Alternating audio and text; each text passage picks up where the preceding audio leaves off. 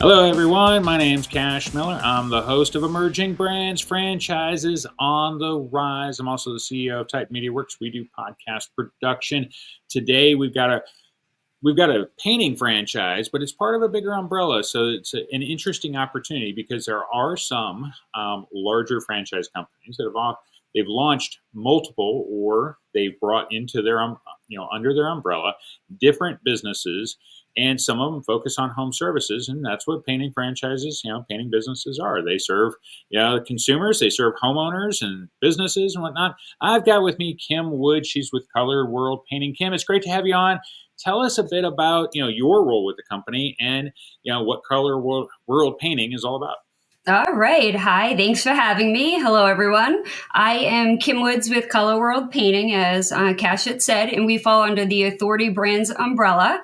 They purchased us in 2022. We're very excited about that. It's going to help us go to new levels and also have all the new bells and whistles to offer our franchisees. So that's been an exciting change. And we do commercial and residential painting, but we also have secondary revenue streams for our franchisees to allow them to have bigger tickets and hit homeowners and businesses more throughout the year.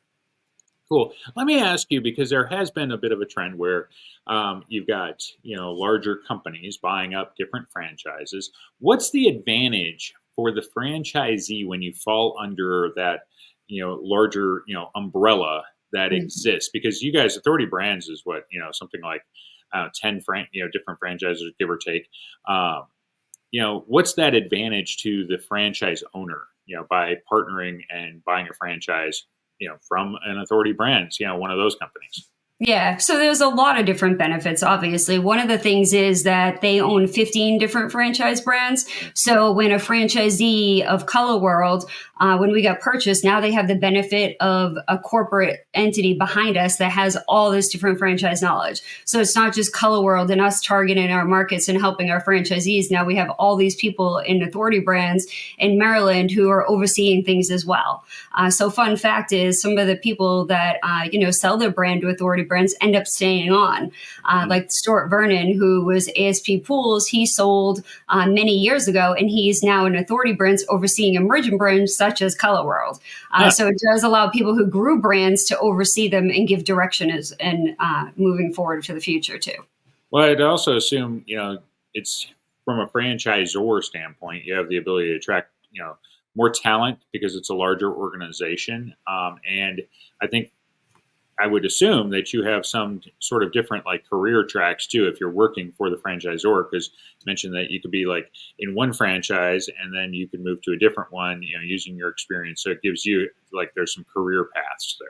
Yeah, within the brand itself, yes. For franchisees, it's allowing them to leverage all the knowledge to help them as a franchisee grow. And if they're having struggles, there's somebody in that market with one of our other brands that may have had the same struggles. So it allows us to close that gap and overcome anything that we need to sooner. Also for marketing purposes and things like that, it allows us to have a whole team behind the scenes that already know how to target markets for franchisees.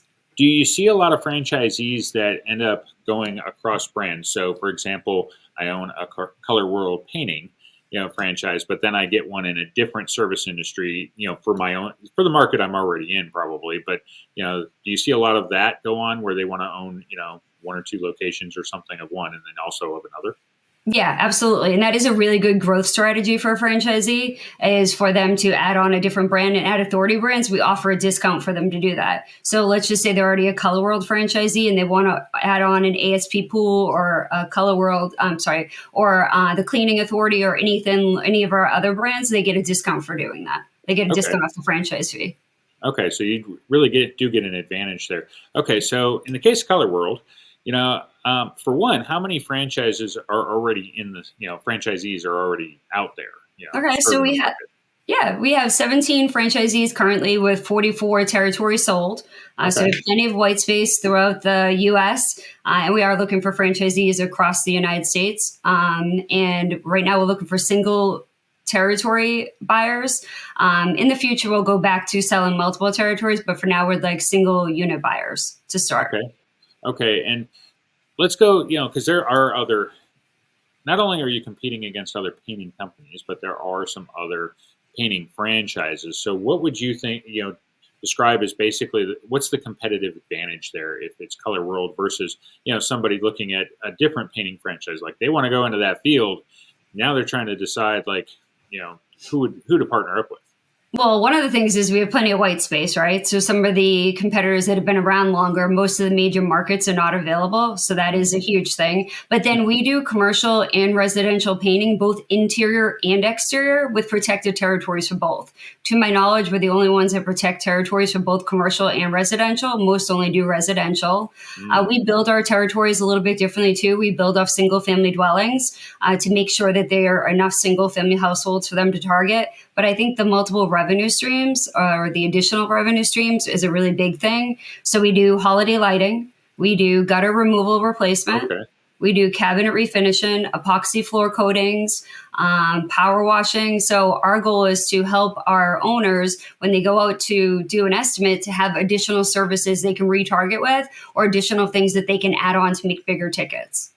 Do you feel like, just that's quite a variance on what you end up offering. So do you find that franchisees really take advantage of selling those services? And it feels like it could get away from what the core business is a little bit, so do you ever see any kind of, do they really go and sell those other services, for the franchisees? Well, and it's funny that you say that because we do have a new president that just started with Color World, and he has a lot of painting experience. And that's one of the first things that he said is, wait, why do we have all these additional revenue streams? But most of them fall under the painting umbrella, except for gutters and maybe holiday lighting. But holiday lighting started because we started in Columbus, Ohio. And obviously during the colder months, you're not doing as much exterior painting. So the holiday lighting is kind of a nice add-on. And there is obviously a lot of money that can be made with holiday lighting. So he did say the same thing. I think that moving forward, we're still going to have the additional revenue streams and people can take advantage of it as they'd like to. And obviously we encourage them to do that. But painting, making sure they're doing enough commercial painting, because up until 2022, we were called Color World House Painting. We changed our name and authority brands purchase us so we could have the focus of doing commercial and residential and not be pigeonholed into just doing households. So with that being said, we now are trying to get our older franchisees to do more commercial. So the new president, that's a focus he's taking on to help them scale their business and grow it as well. So, so if you focus on more commercial, it would lessen the need for some of those extra services from a franchisee's point of view, because in the winter, because I get what you're saying with the, if you're doing the outdoor lighting and such, if it's too cold, what are you going to do in the winter months for some markets? But if you have the commercial, there is going to be indoor painting and things that, and that would, those could be very large jobs, which could be very time consuming. So that's an advantage there. Yeah. And they say, but it does clarify why you would actually offer those. Like say certain markets might not care, but if they're down south or something, whereas if they're up north, I get it. Let's say we're covered in snow, and depending on where you are right now, and so you're not going to do anything that's exterior work. So, well, the thing is too, is all of our work is done by subcontractors. So it's not like there's a lot of overhead for having these additional or offering these additional services. So it does give you the ability. A lot of times when you go to a home and you're going to do painting, if there's a gutter and there's damage to the gutter, a painter will repair the damage and then paint over it, which means it could be more damage in the future. Potentially the whole thing needed to be replaced at that moment. So that's kind of how gutters started as well, is being able to say, hey, it looks like you need a new gutter system. And then we basically just subcontract the work out. So we don't need the trucks, we don't need the equipment, and we don't need storage for the equipment. But it gives us kind of like a being able to be the one-stop shop almost for the homeowner or the business, so they don't have to go outsource it to somebody else. Let me ask you, because in talking with different painting franchises, I mean, the one theme that's with all of them is they all subcontract essentially, which I understand why. Do you find that there's any issue finding those subcontractors because possibly commitments that they have just with other companies, period, regardless of what type of organization it is? Do you have an issue finding the labor for the franchisees? I think during COVID is about the only time that we felt that crunch, probably because a lot of people didn't want to go into homes at the time, and we were Hmm. still falling under the household versus more commercial at that point. Okay. So that was the only time that we really struggled with subcontractors. We do partner with Sherwin-Williams, and they help our franchisees meet the subcontractors. They give an introduction. The Okay. franchisee is still going to interview them, make sure they feel comfortable working with the painters.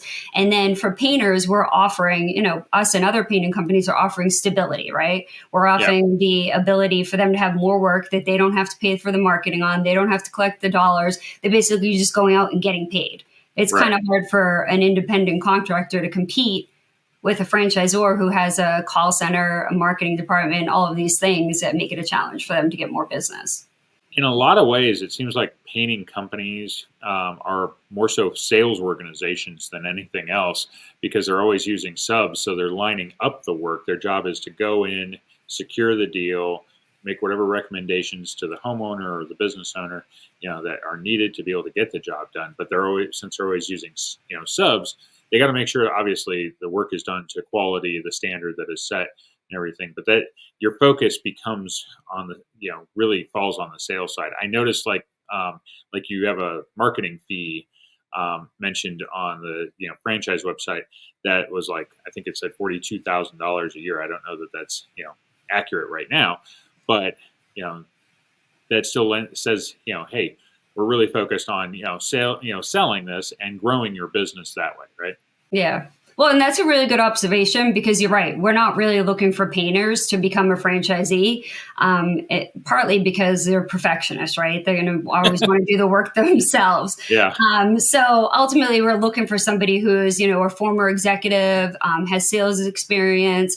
The biggest thing is what we look for in a franchisee is somebody who feels comfortable with people, feels comfortable going in, talking to the homeowner, talking to the business owner.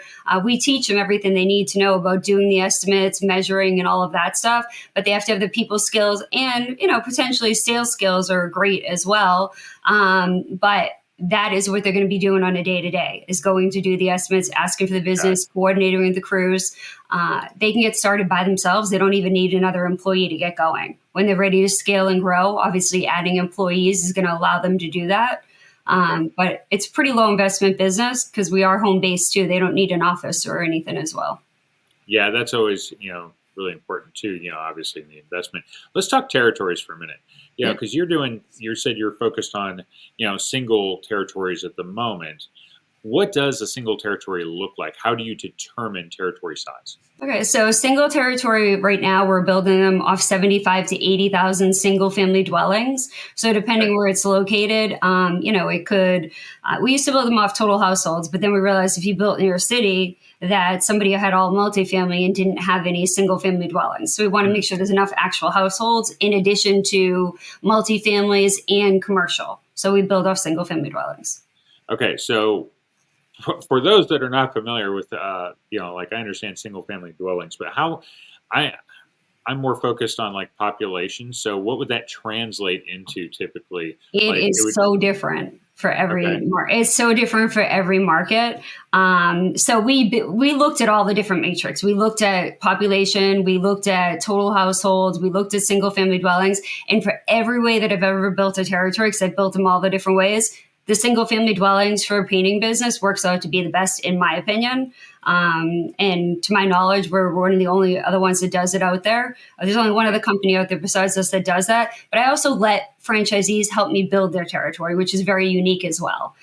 Because we have the white space, as long as I can build around them, I start with where they're located and we build it together. We make sure that it has a really good average household income. We look at it by zip code. If one of the zip codes is an outlier, like maybe the average household income's too low, we might take that one out. But I allow them to have the input so they can really feel like they're buying into the market and they can see themselves driving around and being part of the community and being involved.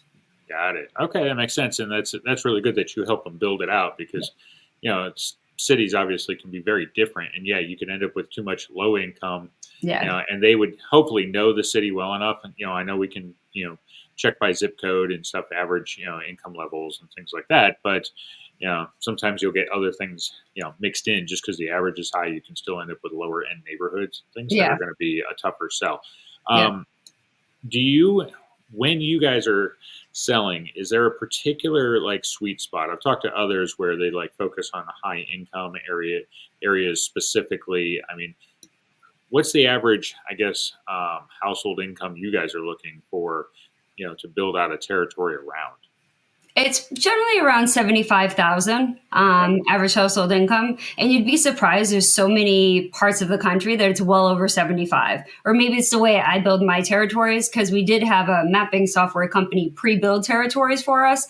But then I look at it, I'm like, even where I live, they left out some of the best towns. So I'm like, Mm, that doesn't make sense. Probably because they built and then they hit their number and then they moved on to the next territory. So I find that if I allow the franchise candidate to get involved in the process, I'll sometimes say, listen, maybe we need to get rid of this zip code or this zip code. Doesn't mean you still can't sell into it if no one else bought it, but it allows you to have a better territory that you're securing. yeah. Okay, that makes sense. Yeah. Yeah. Let's talk commercial jobs then for a minute. Like okay, and actually, my question would be from a sales standpoint, what is the average, if the average like residential job worth, or like range, and then what would be the difference on a commercial job? So we don't have either listed in our FDD, so I can't actually Okay. answer that question. But I can tell you that I know it's higher than most competitors, at least from what I'm told. So our whole focus with our new president is profitability of franchisees. So we're always going to be focusing on, where they can leverage and get more money. Are they overpaying contractors? Because I did say during COVID, it was a little bit harder to find contractors. Yeah. Or subcontractors. So they did overpay because they had to during COVID. So we had to focus and wean some franchisees back to not overpaying, because you don't have to. There's so many painters out there now looking for work that, maybe there's a crew that you really want to secure that you're willing to pay a little bit more to, but you don't Yeah. have to overpay them all. I find it really comes down to treating painters with respect and appreciate the job that they do. Buy them lunch every now and then. Tell them good job.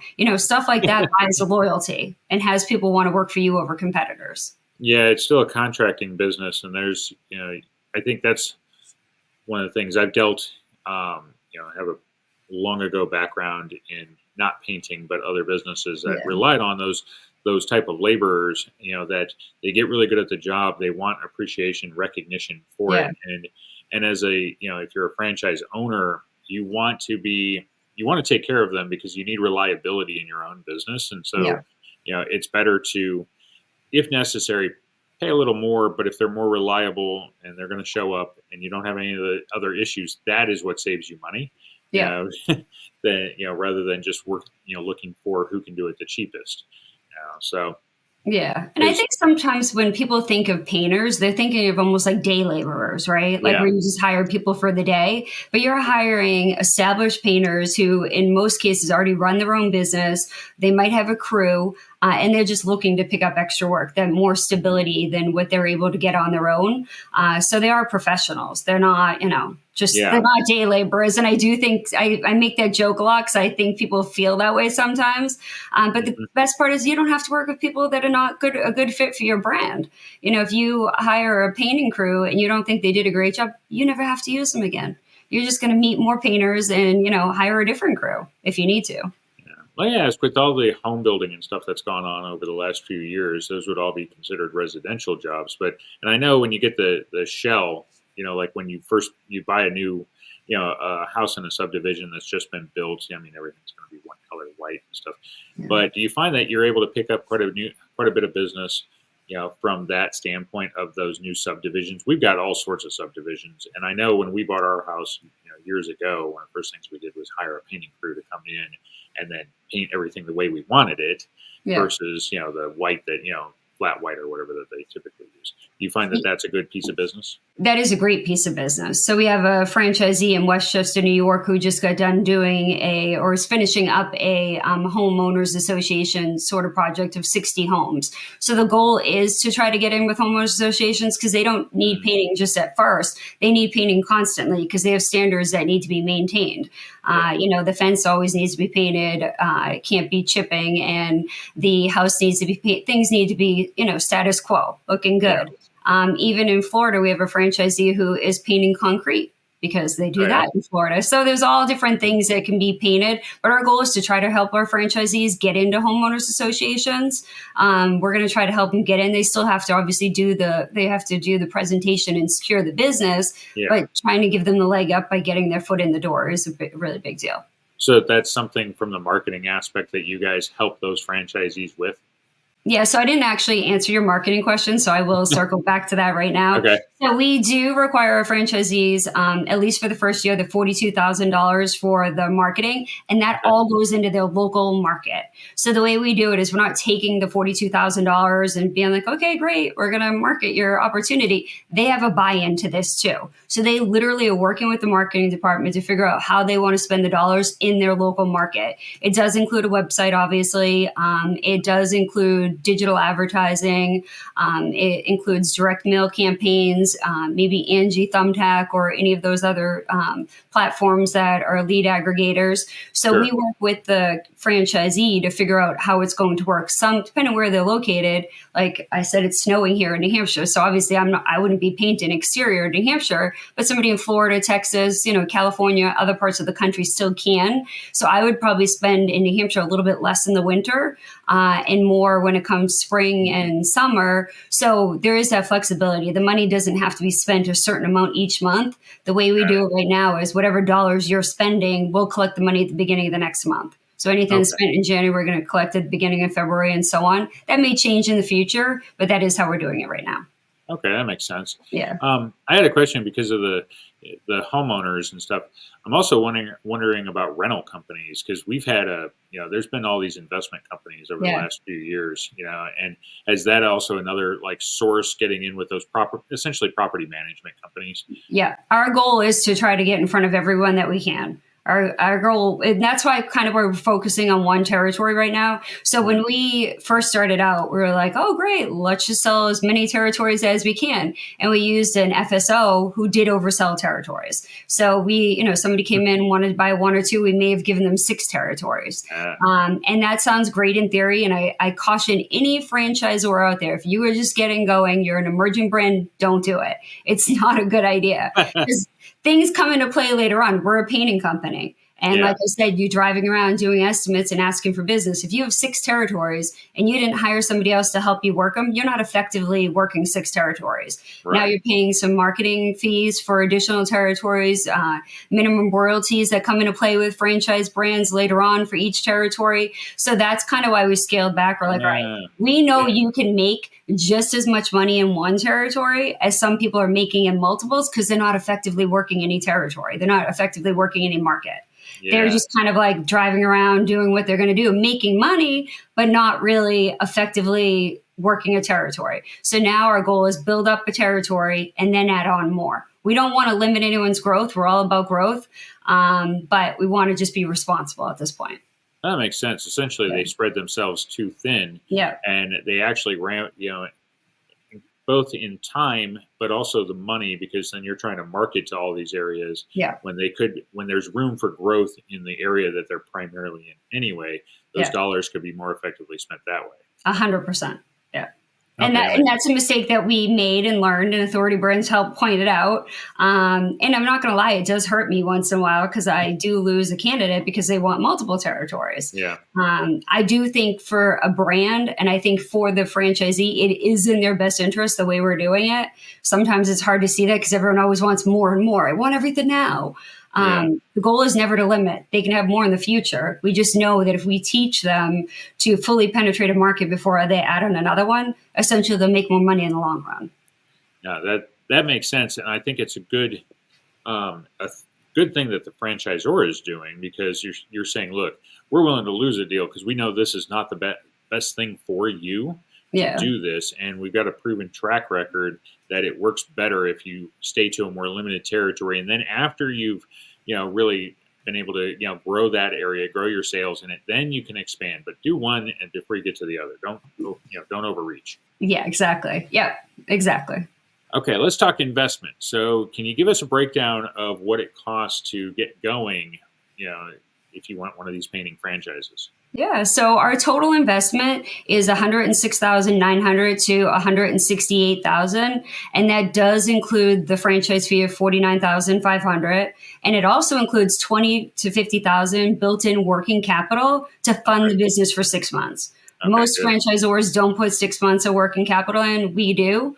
That 6 months can include covering that marketing spend for the 6 months. It includes the call center, because we do have a call center that answers the phone 24 hours a day, 7 days a week for franchisees, books appointments on their calendar, so they're not spending time doing phone tag. So it's all in investment. It does include wrapping a vehicle, traveling to Columbus, Ohio for training and all of that good stuff. So it is fairly inexpensive. Like I said earlier, it's home based. They can get started by themselves. And if they have a vehicle they want to use and they don't need to buy one, they literally can drive whatever they want as long as it's reliable transportation and they're willing to wrap it. Okay. Yeah. I like the 6 months because I've talked to different franchises. Some are, as low as like 3. 6 is rarer. I've heard of others, just different franchises in general that do want 6 months worth. And I think that's good because it takes time to get off the ground. It takes time to get to the point where you're cash flow positive and you're taking in more than you're putting out. And you're not sure, depending on the market, how long that's going to take. Yeah. And of course, like everybody in the world, right? Everyone wants to make money day one, but starting a business does take a little bit of time. The other thing is we really teach grassroots efforts as well. I always tell people when you're going to start a home service brand, it doesn't really matter what it is. You're going to have to do some grassroots efforts. Yeah. I used to kid around about throwing up the golden arches and said, it's not like throwing up the golden arches and everyone's just going to roll in. Yeah. Well, come to find out, I have a candidate I'm working with right now that is a former McDonald's franchisee. He said, you actually have to do grassroots efforts with it too. I'm like, really? He's like, oh yeah, you go to the church, you got to go to the community centers, you got to do community outreach, direct mail. I'm like, I didn't really realize that at this stage in the game. That I figured some, but I didn't really think. So what I'm told is with McDonald's, you still have to do grassroots efforts. So that's why we look for a franchisee who, knows that. So you don't have to we want to partner with you. The marketing department's whole goal is to get you leads, but we need people that are energized and want to grow a territory. I always say I can teach you everything except for passion and desire and the will to want to grow your territory. Yeah. You have to get up, look in the mirror and say, this is my business. Today's quiet. I'm going to go knock on doors, meet real estate people, go hand out flyers, whatever it may be, to start building the word out there about my brand. Yeah. What do you guys look for? Like, what makes an ideal franchisee for, your company? Yep. So it can be veterans. Obviously, we do give a 30% discount off our franchise fee for veterans. Okay. We give a diversity discount of $5,000 too, just if anyone that's curious about that. Yep. And then I haven't heard that one before. Yeah. And then we do so we're looking for sales and marketing people, former executives, it can be real estate agents. They seem to really gravitate towards this business. I think anyone who has some sales and marketing experience or even former military, like I said, basically, if you feel comfortable working with people, you don't have to be the most outgoing person. You don't have to be the best salesperson. You just have to have the desire and the will to want to grow a territory and feel comfortable dealing with people. We can teach you the rest. We have great training programs that are really in place to help make sure that franchisees know exactly what they're doing before they go back to their market. Okay, well, that leads me to ask, what does the training look like? If for a franchisee that got going today, what's the process going to be, to get up and running, and what kind of training do they got to go through? Okay, so we do 6 weeks of pre-training. In that pre-training, that does include, so it's online. It's 6 weeks pre-training, comfort in the home, whenever they want to do it. Some people do it in 4, but it does include everything like watching some videos, doing some training. It does include getting your business licenses, wrapping a vehicle, making sure you're registered and ready to roll. Then you come to 2 weeks in Columbus, Ohio. And in Columbus, Ohio, they do about 40 hours in classroom training and 40 hours in the field training. And they're going to make sure you know exactly what you're doing when it comes down to estimating. So franchisees don't need to use ladders and things to estimate. We teach them how to estimate from the ground. When they have bigger commercial jobs, they can bring some of our partners with them to help them estimate.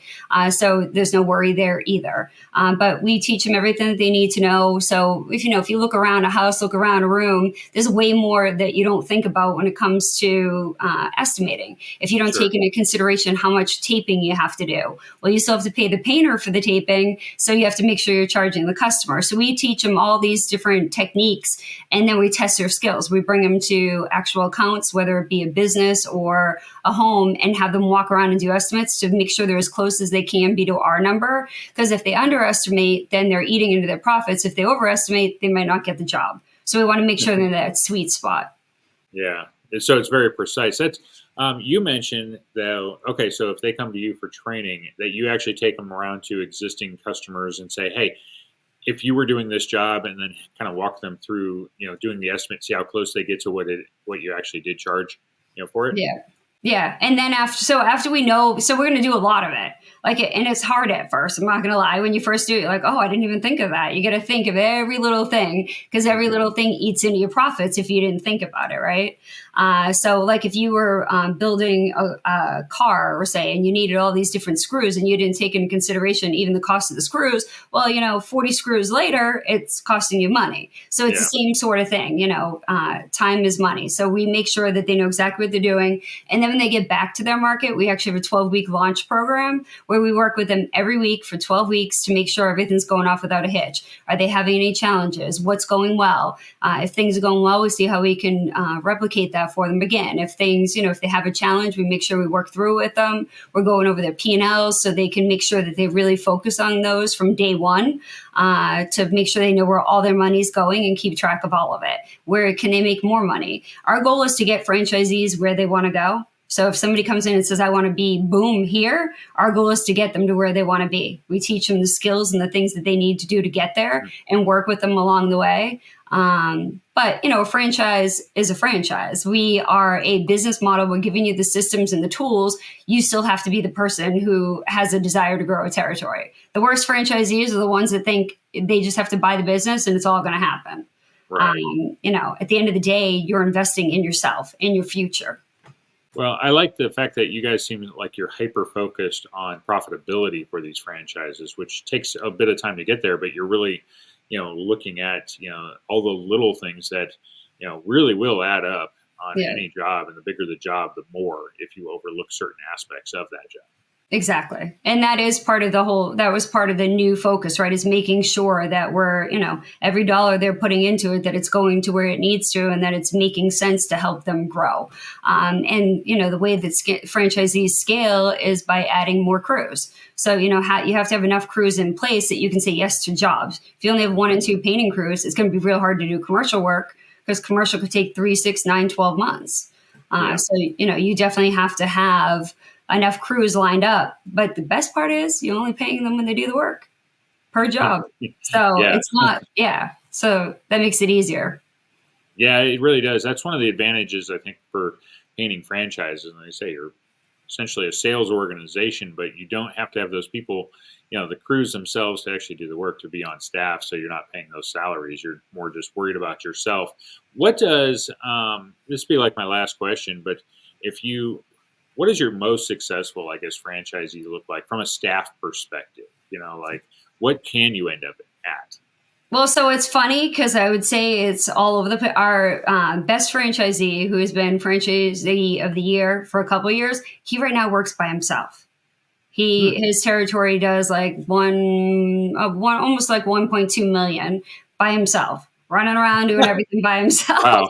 He's I'm not giving up any more money than I absolutely have to. No, so for him, and with the new president coming on, and having conversations with him, he would like to scale. He'd like to make it a bigger business. So our goal now is to help him figure out how he's going to make that bigger. but it's clear you have to hire somebody else. You can't do everything by yourself. Yeah. Because you're going around doing the estimates. We have great tools in place to help people pick out paint colors and things like that. But there's coordination that needs to happen. You need to make sure the jobs are done, the money's collected, the paint colors are picked out. So with him, it's bringing on somebody to help him do that behind the scenes stuff because he loves the in the field stuff. And I think that's what most people find. Even franchisee we just brought on in Michigan didn't seem like he was going to be super outgoing. He loves it. He was worried about talking to painting crews and things. He's like, within the first 2 weeks, he had that down pat. So you don't, like I said, you don't have to be super outgoing. You just can't hate people. I can't teach you to like people.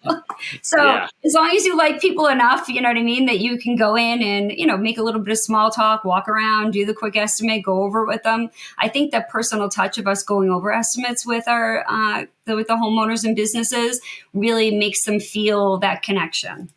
Yeah. Well, that's really important. I mean, this is a business where you've got to go into the home or the business. You've got to build relationships. And of course, the better you treat any of those people, you're going to get referrals and things. That's how you build your business. That's how you build your name within the market. So that people want, like I say, we do business with people that we know, like, and trust. So, you have one shot every time you walk into a house. It's, going to be the first impression, that's the one that's going to stick with them, whether they actually buy from. Yeah, absolutely. I think it's really important too for candidates out there looking to buy a franchise that, it is a partnership. We are looking for partners. I don't want your money to be, oh, great, we sold the territory. I need a partner. We're looking for somebody to come in who wants to take responsibility for their territory, wants to grow their business, wants to take control of their future. But you have to like us. We have to like you. We have to, you have to feel comfortable with us helping you grow your business. We have to know that you're the right person to want to grow a territory. Like I said, it has to be like the right mindset. All the tools are in place. You got to bring the passion. You got to bring the desire. Do you have to wake up every day like, oh yeah, rainbows and butterflies? No, but you just have to wake up, saying, okay, today's quiet. If today's quiet when you're just starting out, you're going to go meet people, like I said. And local business networking groups are great for home service brands. Always get referrals from those. So those are definitely something to join too. Okay, well, this has been great. Kim, how would people get a hold of you, or where should they check, for more information about owning a Color World painting franchise? All right. So you can go to the website, which is colorworldfranchise.com, or you can reach me at 603-475-5753 or kwoods@authoritybrandsllc.com.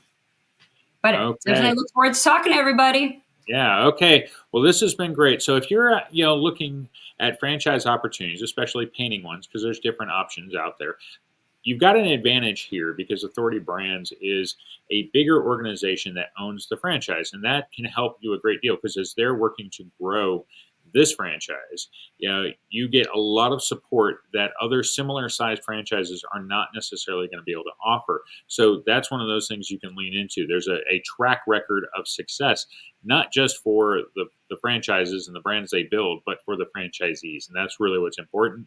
That's why you buy into a franchise. You want that track record. You want that support. You want those systems already taken care of. That's what you get here. So if you're thinking of, a painting franchise, definitely give Color World Painting a check. Check into it. It's a great opportunity, and any kind of business ownership, you're going to have a lot of freedom. Kim, it's been great. Thank you for joining us. My name's Cash Miller. I'm the host of Emerging Brands. I'm also the CEO of Titan Media Works. We do podcast production. Thank you for tuning in, and we'll see you on the next episode.